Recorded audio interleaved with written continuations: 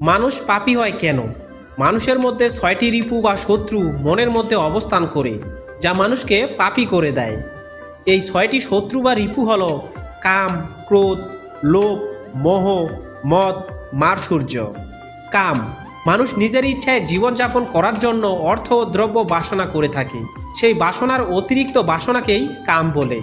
ক্রোধ, যেই সমস্ত কামনা বাসনা যখন প্রচুর পরিশ্রম করেও পূর্ণ হয় না, তখন আমাদের মনে উত্তেজনা সৃষ্টি হয়।